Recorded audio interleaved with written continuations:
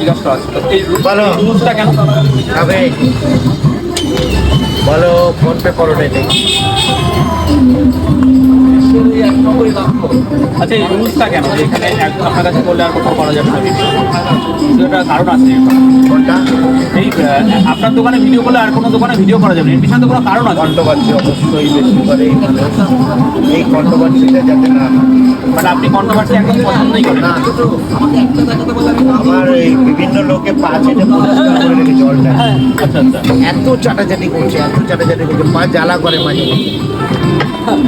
এই চাটাচাটিটা আমি পছন্দ করি না বলেই এটা করা বলে। মানে কন্ট্রোভার্সি হলে চাটাচাটিটা বেশি হয়, পায়ে শুধু চাটছে।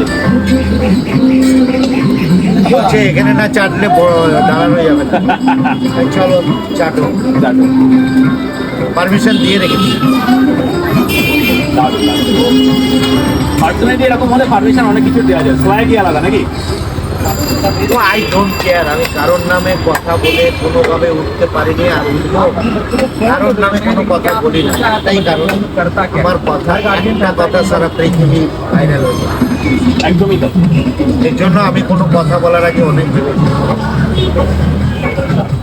সমস্ত মানুষ আমার যেভাবে চাচ্ছে, তারা আমাকে না চাটলে তাদের ভিডিও দেখবে না, সবচেয়ে তাদেরকে চেনেই না।